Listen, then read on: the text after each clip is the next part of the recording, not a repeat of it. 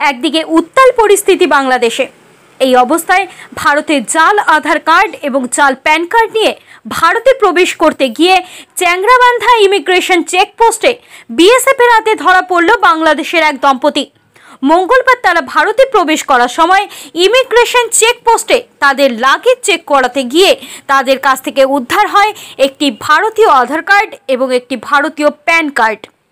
Police সূত্রে খবর, ওই দম্পতি বাংলাদেশের রংপুর এলাকার বাসিন্দা। তাদের সঙ্গে ছিল একটি ছোট্ট বাচ্চা। ধৃত ব্যক্তির নাম এনামুল হক সোহেল এবং তার স্ত্রীর নাম সঞ্জিদা জিনাত ইলাহি। এনামুল হক সোহেলের নামে জাল ভারতীয় আধার কার্ড এবং প্যান কার্ড পাওয়া যায়। এনামুল হক সোহেল জানান, তিনি এর আগে ভারতে চিকিৎসার জন্য এসেছিলেন। তখন নয়ডায় 20,000 টাকার বিনিময়ে আধার কার্ড এবং প্যান কার্ড বানিয়ে নেন। কি কারণে এই ভারতীয় ডকুমেন্টস তৈরি করেছিলেন? হসপিটালে বিল কম দেওয়ার জন্য। ইন্টারন্যাশনাল বেশি দাম,